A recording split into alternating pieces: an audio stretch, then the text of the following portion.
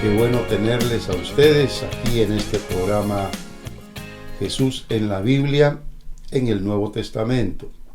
Hoy vamos a tener Primera y Segunda de Corintios, dos cartas apostólicas que fueron escritas por Pablo, quien siempre decía que fue llamado a ser apóstol de Jesucristo por la voluntad de Dios. Así que Pablo, cuando inicia la carta, dice a la iglesia de Dios, que es una de las identidades que tiene la iglesia de Cristo a nivel universal. Y luego dice que está en Corinto.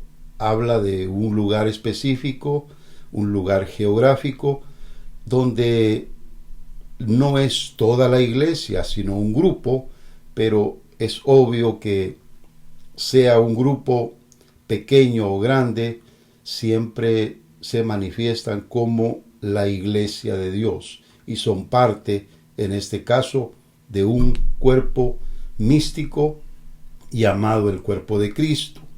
Luego dice a los santificados en Cristo Jesús, llamados a ser santos con todos los que en cualquier lugar invocan el nombre de nuestro Señor Jesucristo. El propósito de Dios es precisamente santificarnos en Cristo Jesús, quitar de nosotros las manchas, perdonar nuestros pecados, mantenernos limpios, sin contaminación, a través de su preciosa sangre, que es la fuente no solamente del perdón, sino también de la santificación, porque así Dios nos quiere ver, así es como debemos presentarnos ante Él. Pero luego dice, llamados a ser santos. Esto implica un estilo de vida, una profesión de fe específica, un estilo de vida, algo que tenemos que manifestar en el correr del tiempo, en la medida en que nosotros entreguemos, rindamos y ofrezcamos todo nuestro ser, espíritu, alma y cuerpo, enteramente al Señor. Y es algo muy conocido por todos, que con esta introducción diríamos, esa iglesia de haber sido una iglesia totalmente impoluta, ¿verdad? Santa, sin ninguna mancha. Sin embargo, no era así. El origen de la carta de Pablo es Primera de Corintios, y el origen de la segunda obedece a la primera por la cual él escribió. Pues en la primera lo que habían eran problemas, y esta carta a los Corintios surge con la doctrina de la iglesia a nivel del mundo, a nivel universal, la doctrina que debe mantener la iglesia en su estilo de vida. Y esa doctrina está implícita en esta carta. No necesariamente está dándose en esta forma doctrinalmente la enseñanza, pero sí se está diciendo que así como ellos deben buscar ese plano espiritual de perfección relativa, así debe ser el llamado para todos los hijos de Dios. Buscar una perfección, buscar una madurez espiritual en el Señor. Muy bien, entonces Corinto, por supuesto, era una ciudad muy perdida, una ciudad muy idólatra, donde también había mucho libertinaje y un estilo de vida demasiado liberal. Por lo tanto, ahí surgió la iglesia, pero esto significa que aún en medio de la podredumbre, en medio de la corrupción, Dios es capaz de tener un grupo que se mantenga. Aunque se contaminen, la obra del Señor siempre será limpiar, purificar y también santificar, que ese es el punto importante de estos textos de la Biblia. Así que vamos avanzando Entonces, ¿por qué vamos a ver dos cartas? Porque, como lo he dicho, estoy entresacando del Nuevo Testamento los títulos de identidad con los cuales Jesús es mencionado, ya sea directamente o implícitamente. Así que eso es lo que vamos a hacer en cada estudio.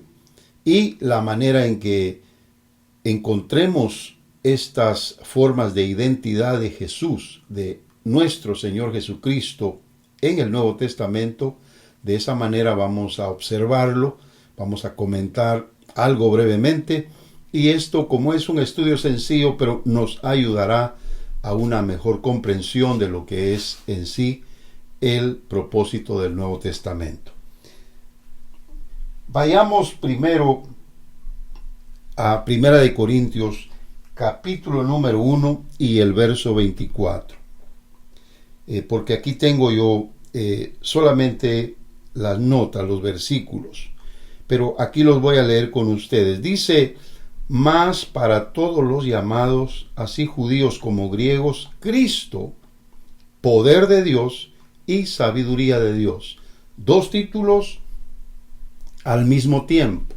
Poder y sabiduría de Dios es, se puede decir, el título que recibe Jesús, el nombre de identidad con el cual nosotros podemos decir Jesús es la manifestación de todo el poder de Dios, y además es la revelación de toda su sabiduría.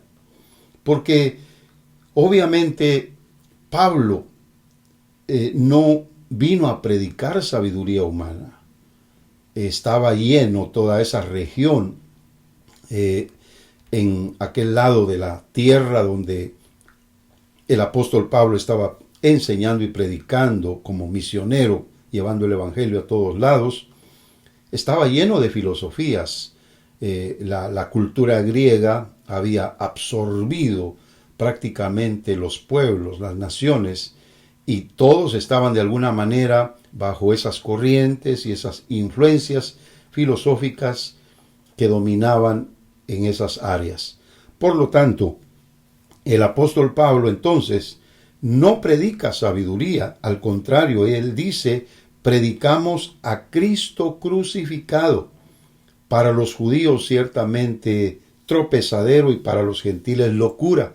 En otras palabras, no encaja. Jesús, el Cristo, el resucitado, no encaja en la cultura, no encaja en los dominios del mundo, pero esa es la obra de Dios, que pueda entrar directamente al corazón de las personas. Y si esa es la obra del Espíritu Santo, nosotros entonces tendremos ya la capacidad espiritual de sobresalir sobre la cultura, sobre las corrientes filosóficas, sobre los movimientos que puedan afectar la vida de los seres humanos ideológicamente. Podemos sobresalir con el conocimiento que en este caso nos aporta el apóstol Pablo, que sabemos que es inspiración del Espíritu Santo para poder vivir una vida cristiana en la fe de Jesucristo. Así que, por eso dice el apóstol Pablo: Cristo es poder de Dios y sabiduría de Dios. Ese es número uno, el primer nombre de identidad. Vamos al segundo. El capítulo número 2, ahora leemos el verso número 8. Si ustedes buscan en su Biblia y lo leen conmigo, ahí dice claramente, hablando del misterio, sabiduría de Dios en misterio. Ese es el tema del apóstol Pablo, que viene únicamente por revelación del Espíritu de Dios. Pero ¿qué dice? La que ninguno de los príncipes de este siglo conoció, porque si la hubieran conocido, nunca habrían crucificado al Señor de gloria. Entonces, ¿cuál es el título o el nombre de identidad? El Señor de gloria. Yo no estoy agregando, algunas veces lo hago, no agregar, sino dar una palabra, una mención de identidad mucho más clara, mucho más entendida de acuerdo al texto. Pero aquí literalmente, tanto en el primero como en este, dice el Señor de gloria.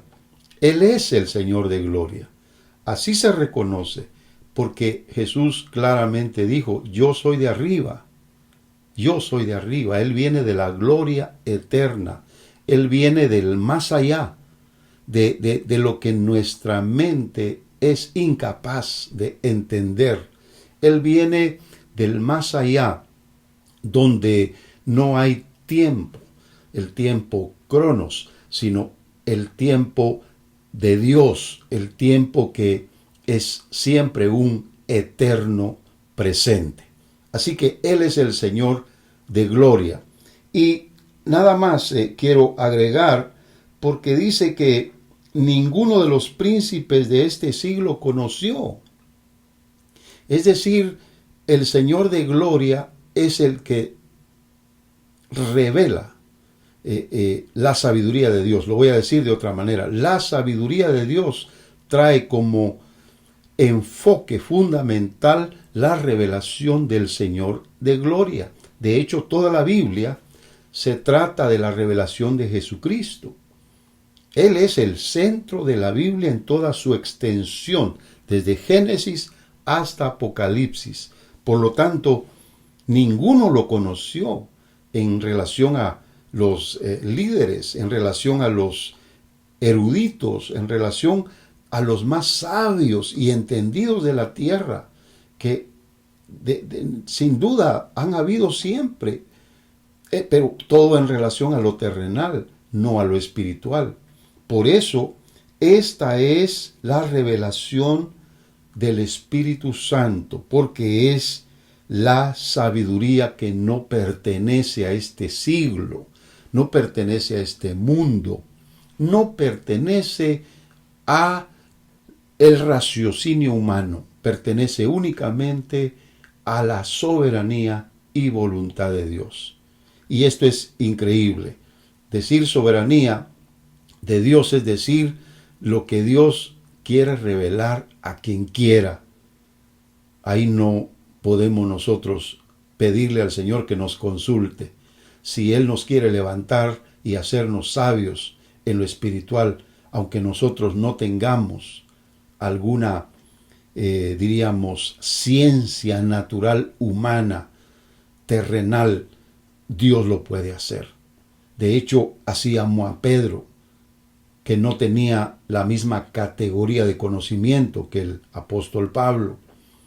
Y también así llamó a otros hombres que fueron claves en la revelación que el Espíritu quería traer a través de ellos a nosotros, y quedó aquí escrito.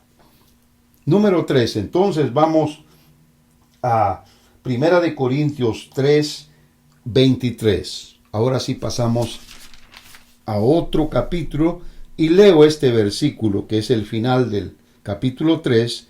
Vosotros de Cristo y Cristo de Dios.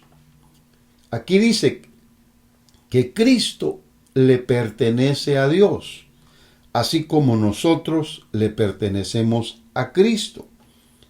Por eso Pablo decía que nadie se gloríe en los hombres, porque todo es nuestro. No nos podemos gloriar en la sabiduría humana, en el liderazgo de hombres, en las capacidades, aunque Dios mismo les ha dado. No nos podemos gloriar, como decían, ¿verdad? No, mi pastor es mejor que el tuyo. El tuyo no pasó por la universidad, el mío sí. Como decían los cristianos de antes, yo soy de Pablo, no, yo soy de Apolos.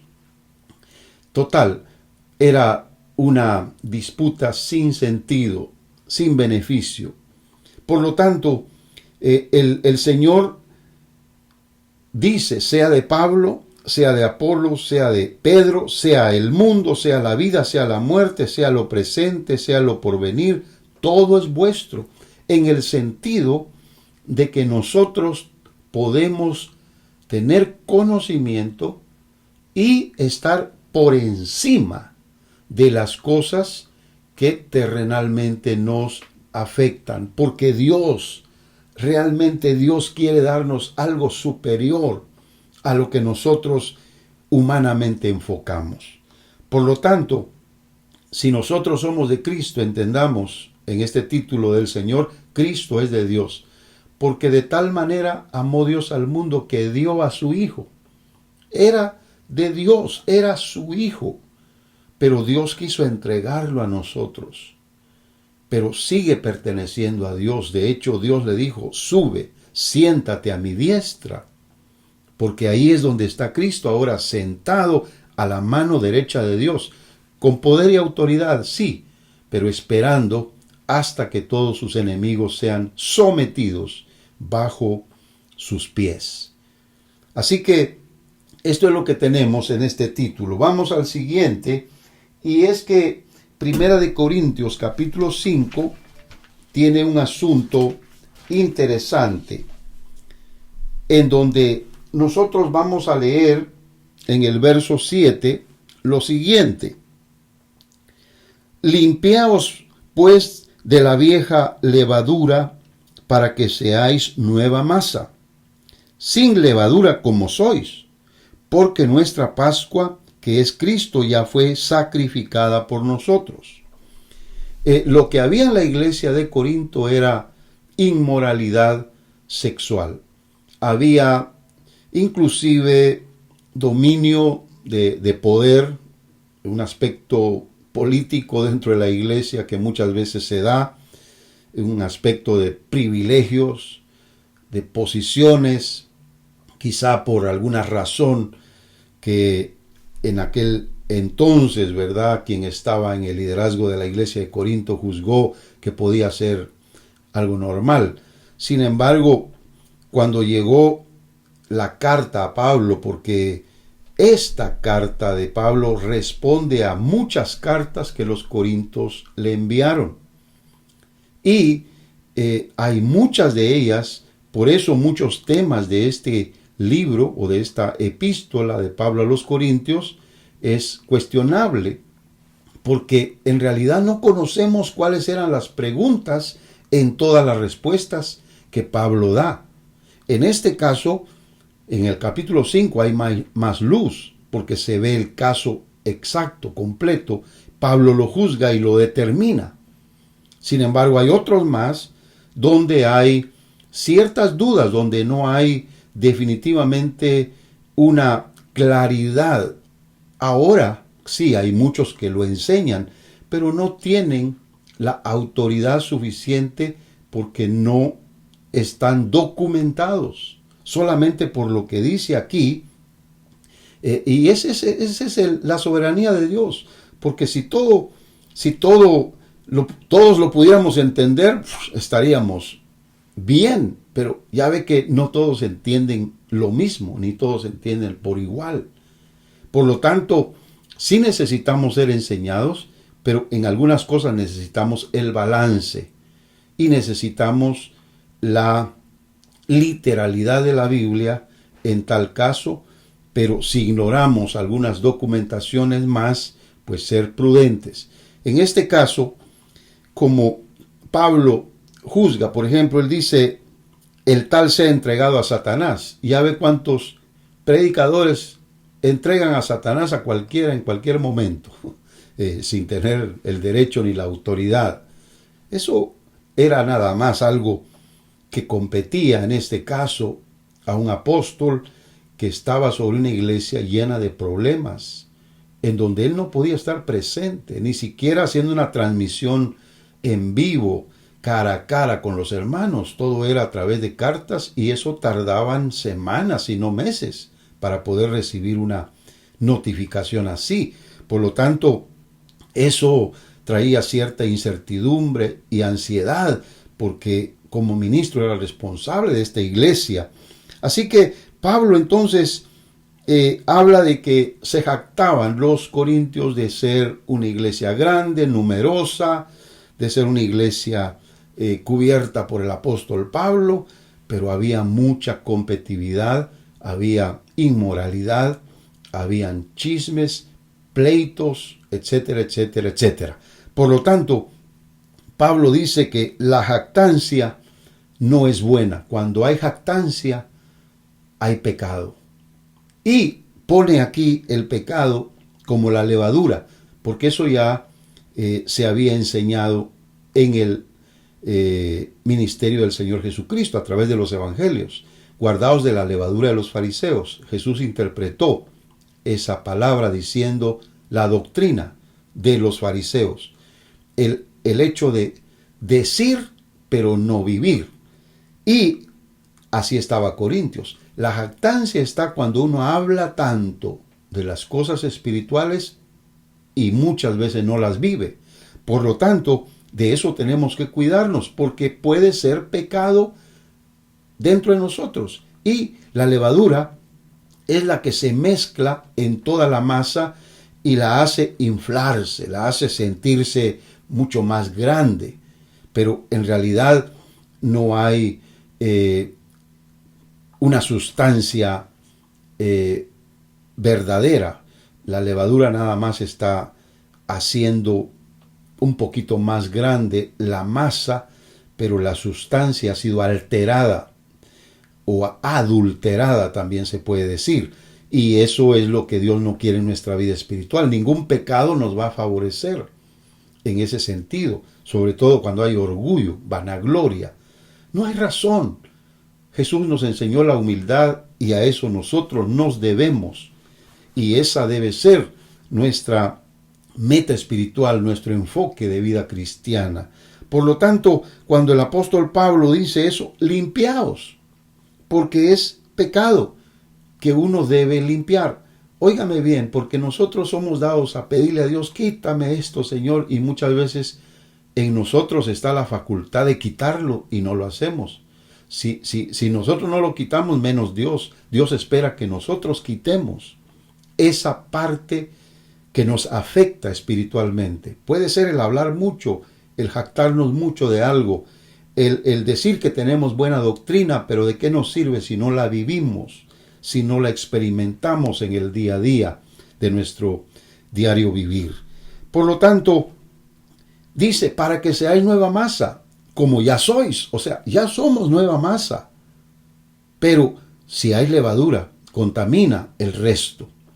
Y quiere el Señor que nosotros nos limpiemos para que esa nueva masa se mantenga en nosotros.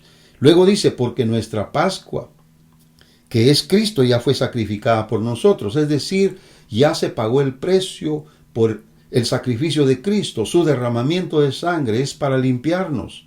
Debemos aplicar la sangre de Cristo para limpiar nuestra vida espiritual, la esencia, nuestra verdadera esencia, la masa espiritual dentro de nosotros, para que entonces el Señor en nuestras vidas pueda sobresalir. Así que yo creo que aquí fue Jesús sacrificado por nosotros. Cristo sacrificado por nosotros. Cristo el Redentor. Cristo el que nos perdona, el que nos limpia, el que nos hace de nuevo.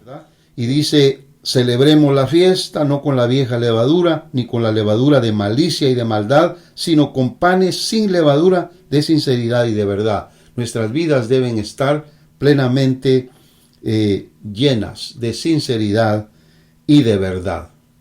La levadura es la que trae la malicia y la maldad. Debemos quitar eso. Eso es lo que nos enseña la Biblia, porque nuestro Cristo en realidad es el que ya fue sacrificado por nosotros. Ese es el título que ahora le damos. Amén. Así que capítulo 5 de Primera de Corintios, entonces, significa que Jesús es el Cordero de la Pascua por el cual nosotros fuimos limpiados, perdonados, apartados para Dios, liberados por Él para poder salir a la libertad, como sucedió con el pueblo de Israel cuando sacrificaron la Pascua allá en Egipto. y fueron liberados del dominio de Egipto. Y, por supuesto, salieron como ya un pueblo de Dios para buscar la tierra prometida. Muy bien, vamos entonces al siguiente punto, y es que Primera de Corintios 15, porque los demás capítulos los leí cuidadosamente y no encontré nada que pudiera aportar en ese sentido, porque todo es enseñanza directa del apóstol Pablo a la iglesia de Corinto. Y más voy directo ahora al capítulo 15 y vamos a ver el versículo número 25. Aquí vamos a ver el título: El Rey Poderoso. El Rey Poderoso. Porque dice: porque preciso es que Él reine hasta que haya puesto a todos sus enemigos debajo de sus pies. Preferible es que Él reine, porque Él es el Rey. Y hasta que haya puesto a todos sus enemigos debajo de sus pies. O sea, ese es el plan de Dios. Jesús va a reinar hasta que Él venga y pueda derrotar a todos sus adversarios, incluyendo a Satanás.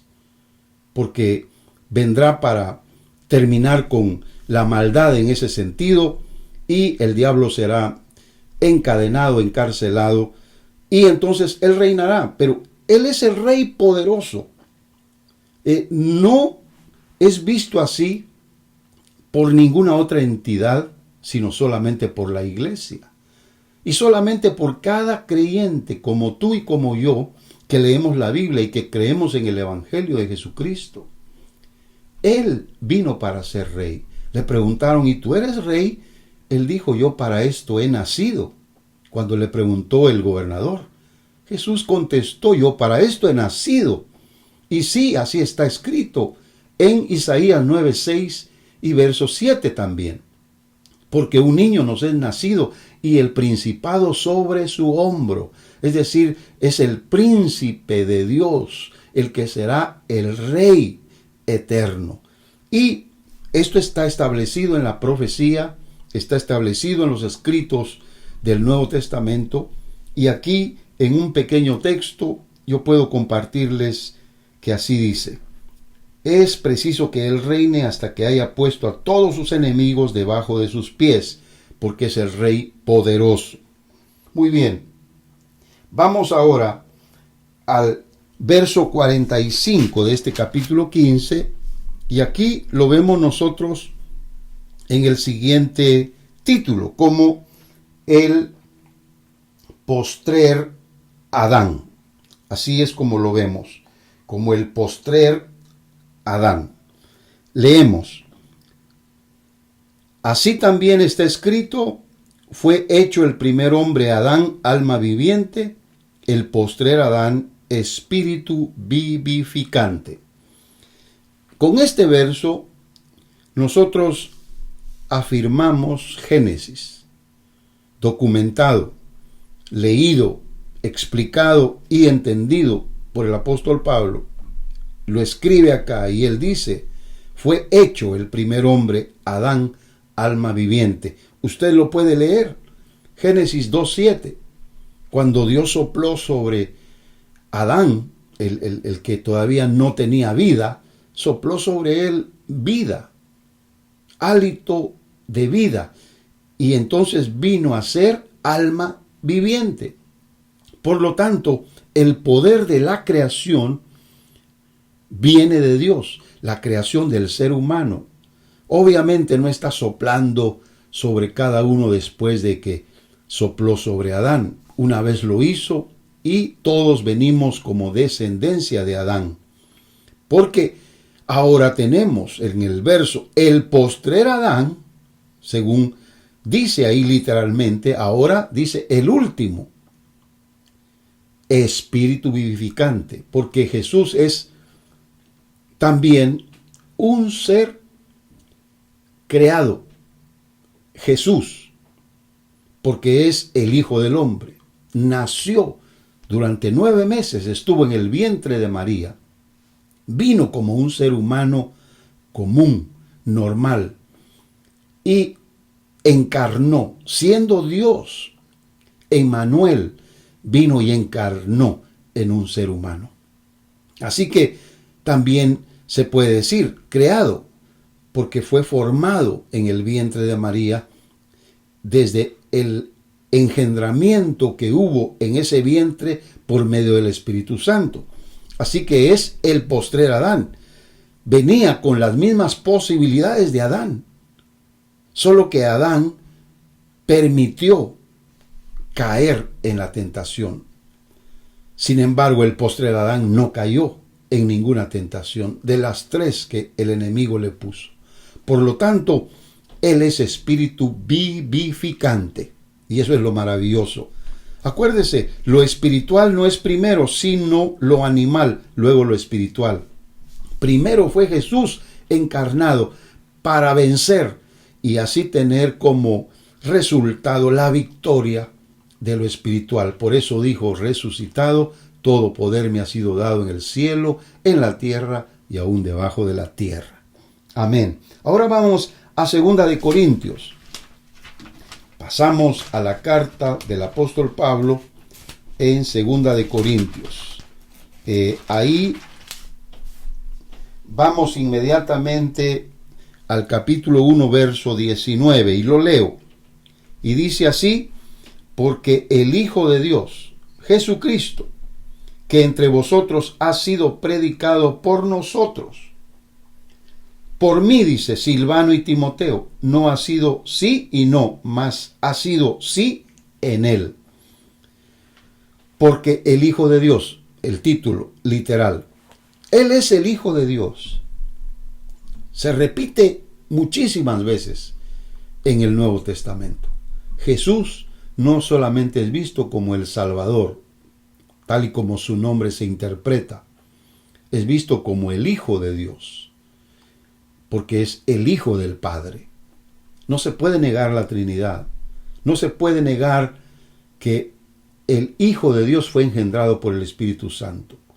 No se puede negar el título Jesucristo. ¿Por qué? Porque es Jesús, el Mesías o el ungido, el Salvador y el Cristo, que es la unión de los dos títulos, los dos nombres. Jesús el Salvador y Cristo el ungido. Entonces, Él es. Y entre vosotros ha sido predicado por nosotros, dice Pablo, porque la predicación del Evangelio es Jesucristo en toda su extensión. No cambies el mensaje debe ser Cristo céntrico, todo el tiempo. Eso es lo que miramos en este primer capítulo de 2 Corintios. Luego miramos el título, la imagen de Dios. Y esto está en el capítulo 4 de 2 Corintios y el verso 4. Mire cómo dice: en los cuales el Dios de este siglo cegó el entendimiento de los incrédulos, para que no les resplandezca la luz del Evangelio de la gloria de Cristo, el cual es la imagen de Dios. Usted lo puede leer, Cristo, la imagen de Dios. Ese es el título. Él es la imagen de Dios. Pero, ¿qué es lo que no puede ver el incrédulo? Lo que tú puedes ver espiritualmente, con los ojos de adentro, con los ojos interiores del espíritu. Ellos no lo pueden ver porque tienen el espíritu muerto, no tienen la vida espiritual. Para Dios están muertos en delitos y en pecados.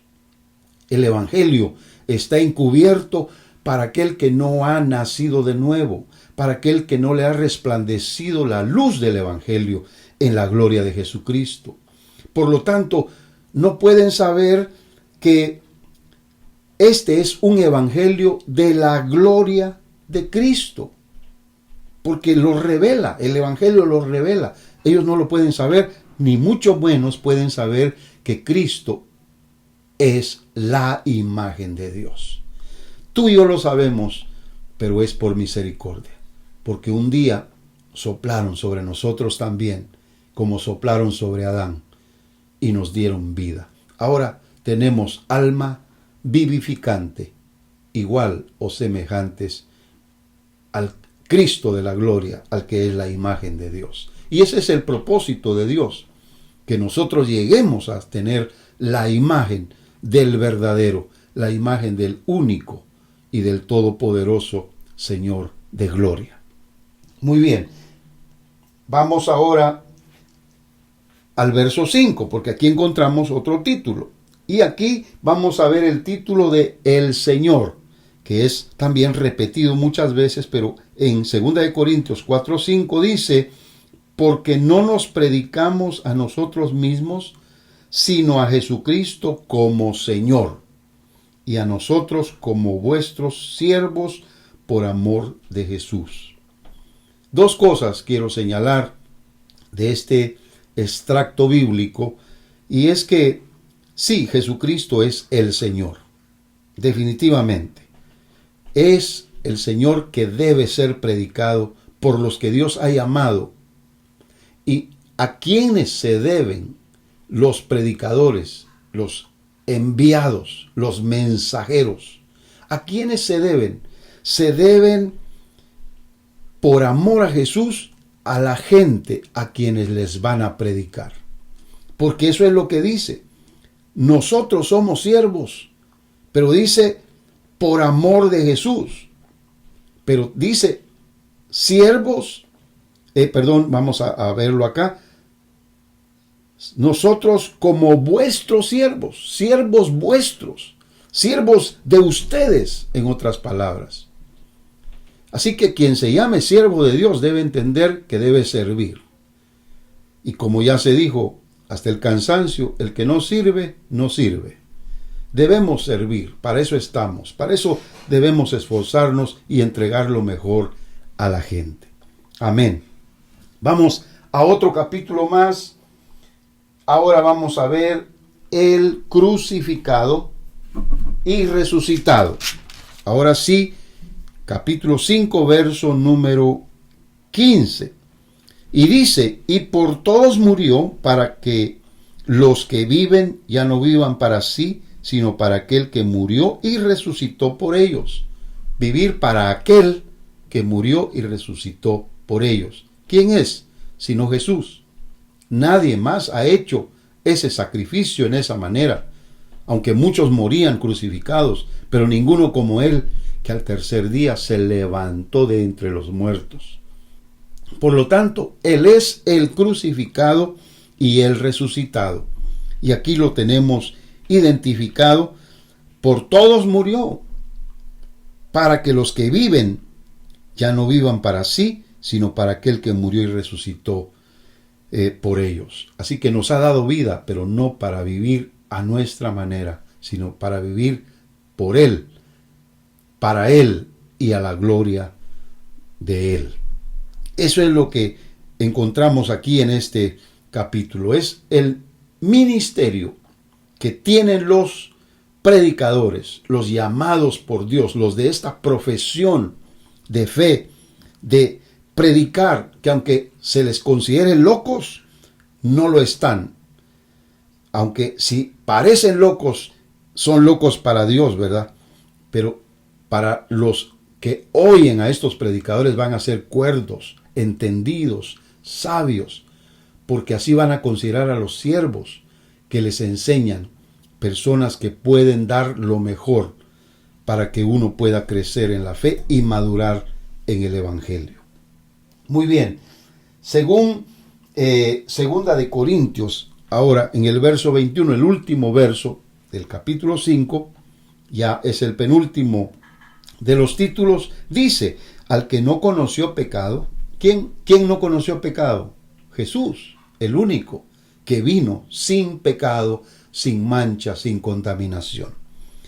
Por nosotros lo hizo pecado. Dios tomó a Jesús en la cruz y por nosotros lo vio como el pecador que tenía que recibir el castigo de su ira y pagar con la ira el pecado de todos nosotros.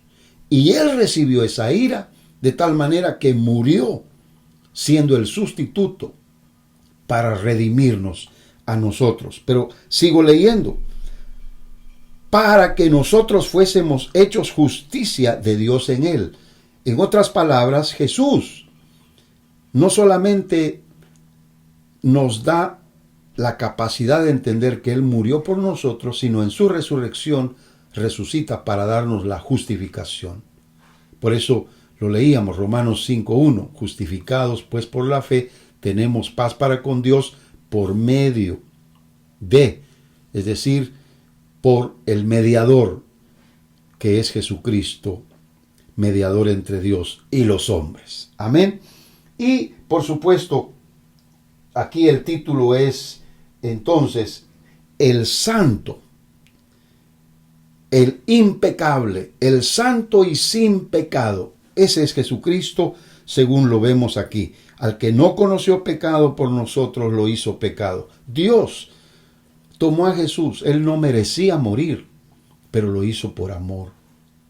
Era el santo, completamente santo, 3 veces santo, y sin embargo murió como un malhechor, como un criminal, como el peor de los pecadores, pero lo hizo por ti y lo hizo por mí. Y de último tenemos en el capítulo 9 de Segunda de Corintios y el verso número 15. Por favor, léalo conmigo. Y dice así: gracias a Dios por su don inefable. ¿Qué es Jesucristo? Don inefable. Ese sería el título, el don inefable de Dios. El don es regalo, es una oferta de gracia para nosotros. Es por misericordia lo que Dios nos da, nos entrega para que nosotros lo recibamos. Es el don.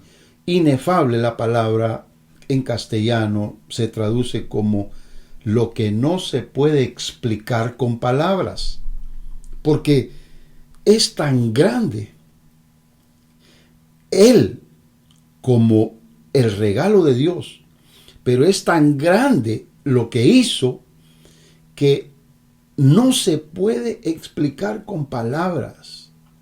Por esas razones que el hombre natural no puede percibir la belleza, la majestuosidad y el valor incalculable que tiene ese regalo, porque no lo puede entender y jamás lo va a entender, igual que tú y yo.